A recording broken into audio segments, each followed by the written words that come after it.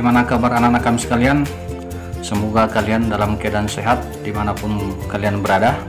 Dan tentunya harapan abang tetap semangat mengikuti pembelajaran jarak jauh ini. Nah, kali ini ketemu lagi dengan saya, Sir Alven Simajuntak. Kali ini akan saya coba menjelaskan materi sejarah lanjutan di bab 2 ya, di kelas 12 SMA. Nah, kali ini kita akan membahas topik masa demokrasi liberal maupun parlementer dalam kurun waktu 1950 sampai dengan 1959. Baik, adik-adik sekalian, dimanapun kalian berada, coba kita lihat, kalian perhatikan seperti apa konsep materi kita ataupun apa saja yang menjadi tujuan pembelajaran di video ini. Silakan diperhatikan.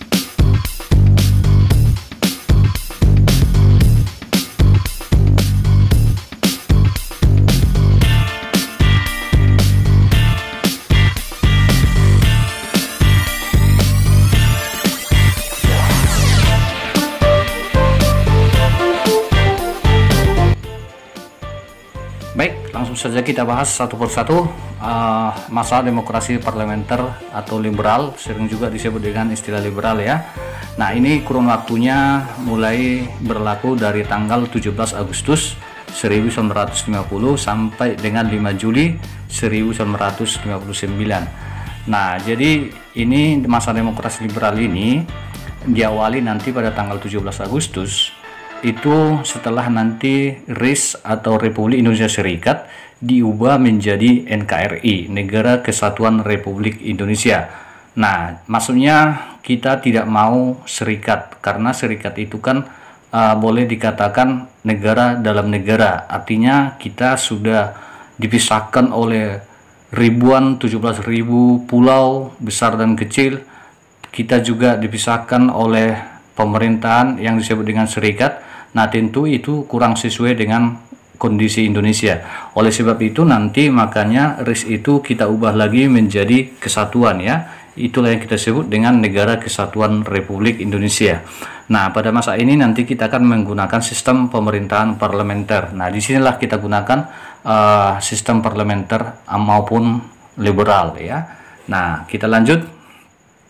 Seperti apa ciri-ciri masa demokrasi liberal ini? Nah, dapat anak-anak kami perhatikan di sini. Yang pertama, ciri-ciri masa demokrasi liberal yang berlaku di Indonesia, kita di sini memakai yang namanya Konstitusi Undang-Undang Dasar sementara 1950 ya. Nah, jadi di awal merdeka kan kita memakai yang namanya Undang-Undang Dasar 1945. Nah, mungkin ada pertanyaan dari anak-anak kami sekalian, kenapa ya memakai sementara? Nah, adapun dasarnya karena Badan Konstituante nanti masih merumuskan undang-undang dasar yang baru, karena kita baru beralih dari RIS menjadi kesatuan. Nah, jadi menunggu adanya undang-undang dasar yang baru nantinya, maka untuk sementara waktu kita memakai Undang-Undang Dasar sementara atau disingkat dengan UUDS 1950. Begitu adik-adik sekalian. Nah, ciri yang kedua, kita memakai sistem pemerintahan. Nah, jadi kan sistem pemerintahan itu kan yang dikenal di dunia itu kan ada dua. Ada parlementer, ada presidensial. Jadi Indonesia, ingat dalam sejarah kita sudah pernah menggunakan kedua daripada sistem pemerintahan ya. Nah, jadi pada masa demokrasi liberal, namanya saja parlementer, kita menggunakan sistem pemerintahan parlementer begitu ya. Nah, yang menjadi parlementer ini maksudnya adik-adik sekalian, coba kalian perhatikan nomor 3, yang menjadi kepala pemerintahan itu adalah dipimpin oleh seorang perdana menteri ya. Nah, jadi presiden di mana di sini? Nah, presiden nanti di sini hanya sebagai kepala negara begitu ya. Nah, kemudian sistem partai, kalau sistem partai itu kan ada dua juga. Yang pertama ada dwiparti, kemudian ada multipartai. Jadi yang kita gunakan adalah multipartai ya. Nah, jadi dari dulu sampai sekarang kita menggunakan multipartai. Artinya multi banyak ya. Kita menggunakan banyak partai begitu. Nah, begitu ciri-ciri daripada demokrasi liberal, semoga dapat dipahami. Nah, sekarang coba diperhatikan. Mungkin muncul sebuah pertanyaan, bagaimana sih keadaan politik pada masa demokrasi liberal ini? Nah, Jawabannya jadi seperti ini ya. Nah, jadi keadaan politik kita pada masa ini, pada masa demokrasi liberal ini boleh dikatakan itu kurang stabil ya. Nah, atau boleh kita katakan sangat kacau lah. Kenapa ya? Nah, itu ada alasannya tentu ya. Yang pertama kita lihat. Jadi yang membuat nanti kehidupan politik kita pada masa demokrasi liberal ini terganggu dan kurang stabil itu karena yang pertama para kabinet yang duduk di kabinet itu silih berganti ya. Nah, jadi para perdana menteri itu nanti silih berganti. Tentu kalau mereka silih berganti belum ada 1 tahun atau 2 tahun mereka udah berganti. Nah, tentu program-program yang mereka susun sebelumnya itu akan terganggu. Nah, begitu adik-adik. Kemudian yang kedua, para kabinet hanya mementingkan partai politik masing-masing atau sendiri ya. Nah, jadi boleh kita katakan di sini demokrasi kita memang masih awal ya. Nah, masih mudah, sangat mudah sekali ya. Nah, jadi masih bersifat yang namanya mementingkan golongan atau partai masing-masing ya. Nah, kemudian yang ketiga munculnya nanti golongan oposisi. Nah, golongan oposisi ini artinya golongan yang tidak mau bergabung dengan pemerintahan ya. Nah, begitu. Kemudian yang keempat munculnya kelompok separatisme. Nah, kelompok separatisme ini hubungannya adik-adik sekalian itulah yang kita bahas di bab 1 ya, mengenai ancaman disintegrasi bangsa ya. Nah, separatisme yang dimaksud misalnya kan ada PKI Madiun ya, ada DITII, ada APRA, RMS, PRRI, dan Permesta begitu adik-adik. Nah, kemudian dengan adanya nanti golongan-golongan separatisme ini tentu itu akan sangat mengganggu perpolitikan atau pemerintahan kita. Nah, kemudian yang kelima, kenapa keadaan politik kita itu sangat kacau? Yang kelima, karena pemerintahan yang sentralistik. Nah, artinya sentralistik itu terpusat adik-adik sekalian ya. Nah, jadi daerah-daerah yang ada di Indonesia itu yang mengatur itu dari pusat, dari Jakarta begitu ya. Nah, kemudian yang keenam, konstituante ternyata gagal membuat undang-undang dasar yang baru. Nah, jadi di undang-undang dasar yang baru yang harus kita tunggu itu ternyata buntu, tidak menghasilkan apa-apa ya. Nah, bahkan nanti di tubuh konstituante itu, anggota konstituante itu malah terjadi konflik. Begitu adik-adik sekalian. Nah, inilah yang membuat kehidupan politik kita pada masa itu nanti sangat terganggu ya. Nah, kita lanjut. Kita masuk siapa saja kabinet pada masa demokrasi liberal. Nah, coba kalian perhatikan ya. Nah, jadi di sini nanti pada masa demokrasi liberal ini, nah coba kalian bayangkan mulai dari tahun 1950 sampai dengan 1959 itu adik-adik kita sudah memiliki 7 kabinet atau perdana menteri ya. Nah, siapa saja itu? Nah, inilah yang harus kalian perhatikan dan kita bahas nantinya satu persatu ya.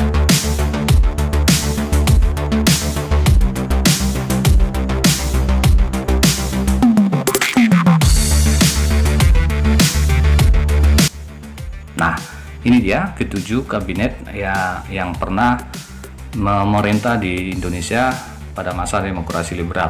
Nah, adik-adik sekalian, ini akan kita bahas satu persatu. Seperti apa kita membahasnya di sini? Abang sudah ringkas bagaimana supaya kalian cepat mengerti. Yang pertama nanti dari setiap kabinet kita lihat dulu nama kabinetnya apa ya. Nah, kemudian perdana kabinet itu berasal dari partai mana. Kemudian yang kedua kita akan membahas masa jabatannya dari kapan sampai kapan begitu ya. Nah, kemudian yang ketiga kita akan lihat program atau kebijakan yang dia ambil dan juga prestasi apa yang mereka raih dari setiap perdana menteri nanti atau kabinet ya. Nah, kemudian yang terakhir, nah kenapa terjadi saling menjatuhkan, faktor penyebab jatuhnya dari kabinet ini apa saja. Nah, itu yang akan kita bahas. Seperti ini cara meringkasnya ya. Nah, kita bahas satu persatu. Yang pertama namanya Kabinet Nasir, adik-adik sekalian ya. Nah, jadi Kabinet Nasir ini disebut dengan kabinet pertama pada masa demokrasi liberal ya. Nah, coba kita lihat masa jabatannya itu 7 September 1950 sampai 21 Maret 1951. Nah, Nasir ini berasal dari Partai Masyumi. Nah, apa saja programnya selama dia memerintah? Coba perhatikan yang pertama. Nah, Nasir inilah yang membentuk yang namanya Dewan Perwakilan Rakyat Daerah atau DPRD yang ada di Indonesia ya. Nah, kemudian yang kedua, dan yang kedua ini termasuk prestasi yang pernah diraih oleh Nasir, yaitu memasukkan Indonesia menjadi anggota PBB. Waktu itu kita menjadi anggota yang ke-60 ya. Nah, tepatnya kalau tidak salah kita tepat masuk itu tanggal 28 September 1950 ya. Nah, kemudian yang ketiga programnya adalah merebut Irian Barat. Nah, maksudnya merebut Irian Barat, begini adik-adik. Irian Barat itu sampai tahun 1950 sebenarnya itu belum sah menjadi milik kita Indonesia. Karena perlu kalian ingat, isi daripada konferensi meja bundar, Belanda mengakui secara de facto wilayah Indonesia kecuali Irian Barat, begitu ya. Nah, jadi artinya di sini para kabinet nanti semua itu memperjuangkan bagaimana Irian Barat itu menjadi milik kita, begitu adik-adik. Namun yang ketiga, yang nomor 3 ini merebut Irian Barat itu gagal ya. Nah, jadi perlu kalian ingat yang menjadi prestasi dia tadi adalah yang paling menonjol nomor 2 ya, memasukkan Indonesia menjadi anggota PBB urutan ke-60 ya. Nah, kemudian apa yang membuat kabinet Nasir jatuh? Yang pertama, munculnya mosi tidak percaya dari partai oposisi. Nah, karena pembentukan DPRD dianggap hanya menguntungkan Masyumi. Jadi, nah muncullah mosi tidak percaya, mulailah ditentang oleh partai-partai lain yang menjadi golongan oposisi pada saat itu ya. Nah, jadi yang kedua juga karena gagal merebut yang namanya Irian Barat. Nah, yang ketiga juga ditambah oleh pergolakan atau pemberontakan yang ada di dalam negeri. Nah, ini yang sudah saya ajarkan di bab 1 ya. Nah, DITI, Andi Aziz, APRA, dan Republik Maluku Selatan. Nah, jadi setelah kabinet Nasir jatuh, maka masuklah kabinet yang kedua. Siapa namanya? Namanya adalah kabinet Sukiman ya. Seperti apa kebijakannya, faktor kejatuhannya, masa jabatannya, mari kita lihat. Nah, kabinet Sukiman ini nanti menjabat 26 April 1951 sampai 3 April ya, maaf ya, salah tulisannya ya. Nah, 3 April 1952. Nah, kabinet Sukiman itu berasal dari koalisi. Nah, koalisi itu artinya penggabungan antara PNI dengan Masyumi, begitu ya. Nah, apa program daripada Sukiman? Nah, salah satu program yang paling menonjol pada saat itu adanya kerjasama militer Republik Indonesia dengan Amerika Serikat ya. Nah, di mana nanti senjata didatangkan dari Amerika Serikat ke Indonesia yang disebut dengan istilah MSA ya, Mutual Security ACT. Nah, kemudian yang kedua pembebasan Irian Barat. Nah, tetapi kemudian nanti kabinet Sukiman dijatuhkan karena dianggap gagal membebaskan Irian Barat, dan yang kedua bahwa Sukiman dianggap melanggar politik luar negeri bebas aktif karena condong ke blok, nah ini kurang lengkap, ini condong ke blok timur jadinya, ke blok barat ya, maaf ya, ke blok barat. Nah, karena pada saat ini adik-adik sekalian, itu dunia kan sedang terpecah sebenarnya oleh perang dingin ya, yaitu blok barat versus blok timur ya, yang mana Amerika Serikat di sini adalah dikatakan sebagai pemimpin daripada blok barat. Nah, jadi sebelumnya ini kan Indonesia sudah menentukan posisi politiknya, yaitu dengan netral ya, non blok. Nah, tidak blok barat, tidak blok timur. Namun pada masa kabinet Sukiman kita malah condong ke blok barat, kira-kira begitu ya. Nah, itulah alasan makanya dia dijatuhkan. Baik, setelah kabinet Sukiman dijatuhkan, masuklah kabinet yang ketiga, namanya kabinet Wilopo. Nah, masa jabatannya dapat adik-adik baca saja. Nah, ini berasal dari partai koalisi juga antara PNI dan Masyumi. Kita lihat program-programnya ya. Nah, yang pertama, Wilopo itu merencanakan pemilu pertama sekali di Indonesia. Artinya Indonesia akan melaksanakan yang namanya pesta demokrasi yang pertama sekali ya. Nah, kemudian menjalankan politik luar negeri bebas aktif. Nah, tadi kan Sukiman itu melanggar bebas aktif, sekarang dikembalikan lagi kita tetap netral. Kemudian pembebasan Irian Barat, dan kemudian nanti Wilopo ini jatuh, ada dua faktor penyebabnya. Yang pertama adik-adik, adanya peristiwa 17 Oktober 1952. Nah, peristiwa ini itu terjadi konflik antara Dewan DPR dengan Angkatan Darat, yang mana pada saat itu Angkatan Darat dipimpin oleh Ahana Sution itu terlalu dicampuri oleh DPR. Jadi Ahana Sution pada saat itu tidak terima sehingga terjadi konflik begitu. Nah, yang kedua ditambah lagi peristiwa di Tanjung Merawa ya, di daerah Sumatera Utara, yang mana masalah ini sebenarnya ada sebuah tanah perkebunan dulu itu setelah kita merdeka itu kemudian digarap oleh rakyat Tanjung Merawa. Nah, kemudian ternyata pada saat kolonial itu tanah sudah dijual ya, dijual kepada pihak asing oleh Belanda. Nah, jadi setelah itu nanti digarap oleh rakyat, kemudian pihak yang membeli ini nanti menuntut. Nah, di saat dia menuntut, maka nanti TNI kita dikerahkan ke sana untuk mengusir, maka terjadilah di sana pertumpahan darah ya. Nah, itu sedikit tentang peristiwa Tanjung Merawa. Nah, kita lanjut. Kabinet yang keempat namanya adalah Ali Sastro Amijojo I. Nah, masa jabatannya 31 Juli 1953 sampai dengan 22 Agustus 1955. Nah, ini partai koalisi dari PNI dan NU. Sementara Masyumi pada saat itu memilih menjadi oposisi adik-adik. Nah, apa program Bapak ini? Kita lihat yang pertama, dan yang pertama ini merupakan salah satu prestasi daripada Kabinet Ali Sastro ya. Nah, yang mana dia melaksanakan konferensi Asia Afrika itu dari tanggal 12 sampai tanggal 24 April 1955. Nah, ini akan kita bahas nanti secara luas lagi di pertemuan berikutnya ya. Nah, kemudian yang kedua membentuk panitia pemilu. Nah, ya, membentuk panitia. Nah, kemudian menetapkan waktu kapan dilaksanakan pemilu pertama di Indonesia. Nah, kemudian peninjauan kembali hasil KMB. Kenapa ditinjau ulang hasil KMB? Karena Belanda tak kunjung menyerahkan Irian Barat, itu maksudnya. Nah, kemudian dia dijatuhkan karena ada penyebabnya, yang mana pertama yaitu terjadi tetap terus-menerus yang namanya kemelut di tubuh Angkatan Darat. Nah, ya, di mana nanti pimpinan Angkatan Darat itu terjadi konflik antara Ahanu Sution dengan Sugeng ya. Nah, kemudian yang kedua, banyak parpol menarik menterinya dari kabinet. Nah, jadi sangat mengganggu ya. Kemudian digantikan oleh kabinet yang kelima, namanya Kabinet Burhanuddin Harahap ya. Nah, masa jabatannya dapat kalian baca, ini berasal dari Partai Masyumi. Apa saja programnya atau prestasinya? Jadi prestasi yang pernah diraih oleh Burhanuddin Harahap, dia berhasil melaksanakan pemilu pertama di Indonesia 1955 ya. Nah, memilih anggota DPR dan juga konstituante nantinya ya.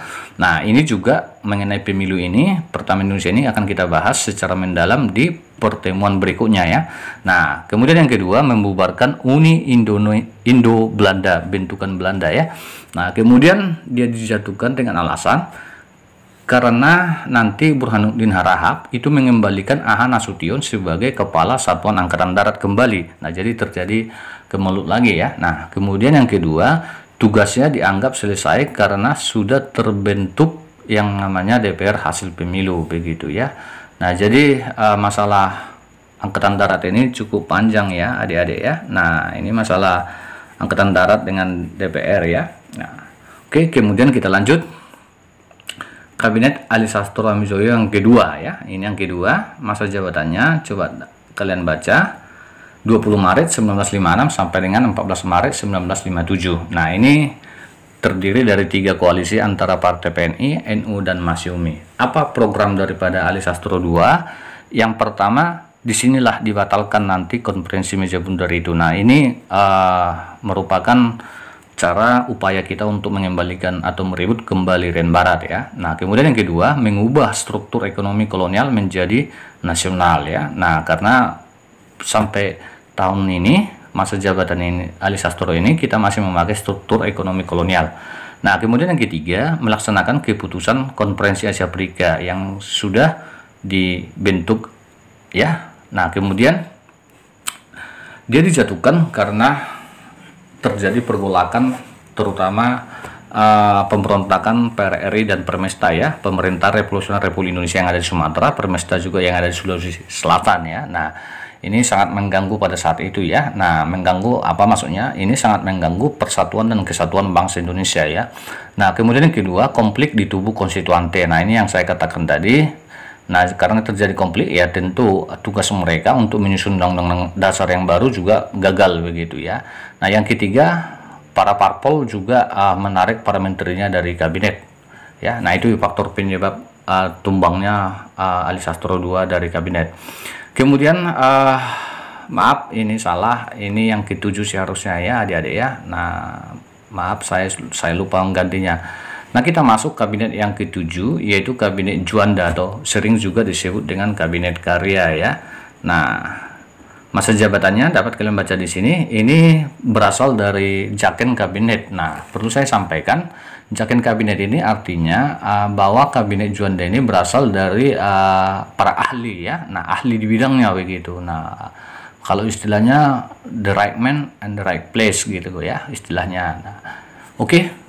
Apa programnya? Programnya yang paling menonjol pada saat itu ada yang disebut dengan istilah program Pancakarya. Panca artinya ada 5 ya. Nah apa saja yang 5 itu? Nah yang pertama ada Dewan Nasional, membentuk Dewan Nasional, kemudian normalisasi Republik, pembatalan konferensi meja bundar, kemudian perjuangan yang barat, dan munap musyawarah nasional pembangunan ya. Nah kemudian prestasi yang paling menonjol juga di sini dari kabinet Juanda ini adalah dia mampu mengubah batas laut teritorial kita ya menjadi 12 mil. Nah itu prestasinya. Nah bagaimana faktor jatuhnya, penyebab jatuhnya? Nah ini yang pertama adik-adik, terjadinya adanya peristiwa Cikini 20 November 1957. Nah apa ini peristiwa ini? Nah peristiwa Cikini ini adik-adik itu ada percobaan pembunuhan terhadap presiden kita yaitu Soekarno ya. Nah jadi ada sekelompok orang yang ingin membunuh lah ya. Nah cuman itu gagal ya. Nah kemudian yang kedua, langsung dikeluarkannya dekret Presiden 5 Juli 1959. Nah inilah adik-adik sekalian, inilah kronologi sejarah itu. Jadi kalau Anda memahami kronologi sejarah itu jadi cukup enak memahaminya ya. Nah jadi setelah dikeluarkannya nanti dekret presiden ini, maka berakhirlah demokrasi liberal di Indonesia dan kita memasuk demokrasi terpimpin. Nah itu sejarah kita adik-adik sekalian ya. Nah itu sebabnya tadi bahwa demokrasi liberal itu berawal dari 1950 sampai 1959 ya. Kapan berakhirnya demokrasi liberal Indonesia? Setelah dikeluarkannya dekret presiden tahun 1959 begitu ya. Oke adik-adik sekalian, mungkin muncul pertanyaan bagaimana struktur. Nah yang kita bahas tadi kan masih struktur politik. Nah lalu pertanyaannya bagaimana struktur ekonomi pada masa demokrasi liberal? Nah bersambung, tunggu penjelasan saya di video berikutnya. Kita akan membahas tentang kehidupan atau struktur ekonomi Indonesia pada masa demokrasi liberal adik-adik. Nah cukup di sini dulu materi kita kali ini. Semoga apa yang saya sampaikan itu dapat kalian pahami dan semoga pembelajaran ini bermanfaat. Demikian, salam dari Sir Alpen.